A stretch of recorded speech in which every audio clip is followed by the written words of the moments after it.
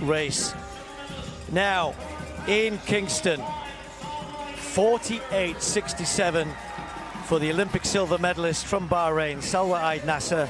Can she do it again here?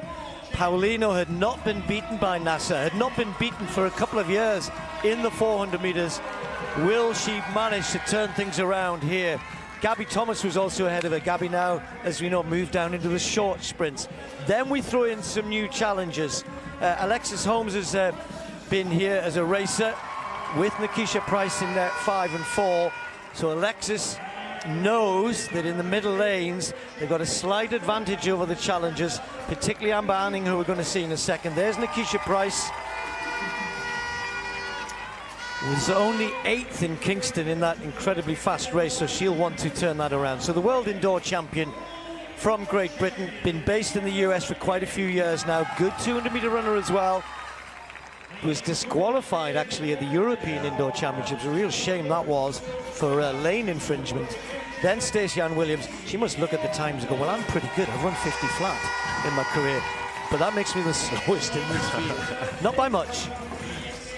Then Whittaker on the inside. Actually ran an 800. I'm always curious about 400-meter runners at 2.2 this year. Really?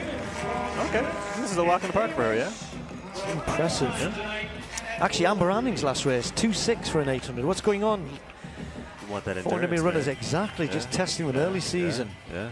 This, though, about their main event, the 400 meters. We got Whittaker on the inside, then Williams, Amber Anning, the world indoor champion, in 3. Nikisha Price, Alexis Holmes, Paulino, the Olympic champion, in 6. Naser, Olympic silver medalist, winner in Kingston, and then Kendall Ellis on the outside.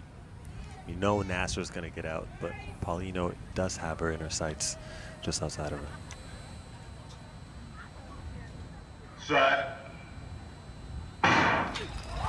Safely away, everybody, round this first turn. Naser has started quickly. Paulino's going to try and hang on to her, and also gone out pretty quickly Alexis Holmes, as she likes to as well. Amber Anning in lane 3 got some room to make up. There's a big gap between Price and the athletes outside her, so Anning's going to have to check off that. Now, look at this. Naser out there in lane 7 has gone through the first 200 meters incredibly quickly. Paulino hanging on. Holmes is right there. Amber Anning looks as though others are starting to chase her down. Whittaker has really come through in lane 1, and as that stagger starts to unfurl, we'll put her perhaps in 3rd. But it's Naser against Paulino. Paulino fighting, trying to get there. Has got the momentum. Here she comes. The Olympic champion is going to get the win this time. Paulino, 49.21. Holmes maybe hung on for 3rd place there. Very tired in the last 20 meters. She had to too do hard, too fast, what do you think? Very quick through that first 200. Well, the thing is, she knows that Naser's a closer, so she knows that she's coming. And like I said, she had to come out here and establish herself. She put the finger up at the finish line just to let y'all know, look, don't forget, I'm still that girl. And you know what? I think it was important for her to maybe lose because she'd been winning so much. So Naser had to kind of dash that cold water in her face, be like, well, who are you? And she showed us who she is today. Time? I mean, we've had such a day today. I mean, that was about a race, though, wasn't it? As you said. You know, I'm just looking at the time right now as we're speaking because I was caught up in the race. Yeah. It was a phenomenal strategy. Just she stalked her around the first turn and just made sure she stayed close. She knew she could close on her edge. It was a fight in that finish line. 49.21. You break 50 point. It's respectable. We know what she can do. Like I said, she came to the home straight away, and you can see all that is a fight. And you can just see that, you know, Naser obviously broke down, and she could probably hear the footsteps. And athletes do have that feel for the athletes that are around them. Yeah, a little bit disappointing for the world indoor champion. You can see that Amber Anning in lane 3. Yeah, not the best finish for her, but lesson learned. And she lined up and... Okay, so I mentioned, you can just look at Paulino's face that she is fighting for this finish. You are not beating me today. Naser got really, really big with her arms, obviously getting very, very tired. But Paulino now knows that her speed is where it needs to be. She knows that she's going to have the strength. And she actually knows that Naser's not going to beat her in that 200. So going into that, she's got confidence to just win the whole thing and get herself a slam championship. Yeah, just by contrast, at 200 meters, Naser was 3/10 ahead. And, and that doesn't sound like a lot, but in it, if it was a flat 200 meters, that's a long way. It's a long way. Those tenths mean something. Well, MJ, a very happy spectator, and I'm sure very appreciative of. The women's 400-meter race turned into a clear clash of two completely different racing strategies. From the very start, Salwa Eid Naser relied on her biggest strength, an explosive opening pace. She attacked the race aggressively, quickly taking the lead through the first bend and setting a very high tempo. By the halfway mark, her advantage looked convincing, and it seemed like she was fully in control of the race. Marileidy Paulino, on the other hand, took a much more measured and composed approach. She didn't react to Naser's fast start and avoided getting pulled into an early battle. Instead, she maintained a comfortable rhythm, keeping the leader within reach while staying relaxed and efficient. It was clear she was executing a well-thought-out race plan. At around the 200-meter mark, the gap between them was noticeable, and at that point, it looked like Naser had everything under control.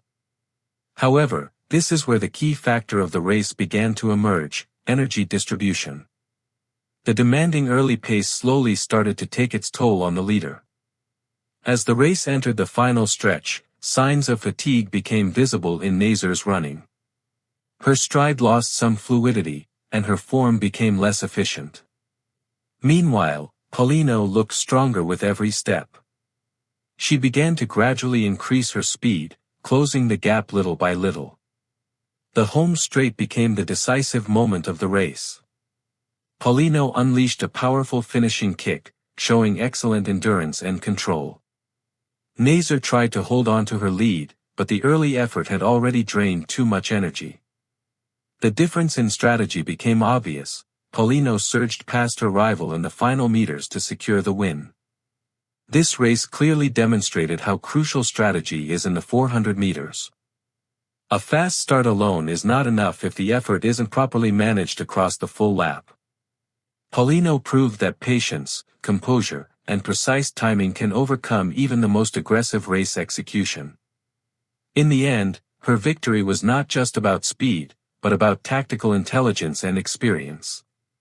She absorbed the pressure, stayed disciplined, and executed her race plan perfectly when it mattered most.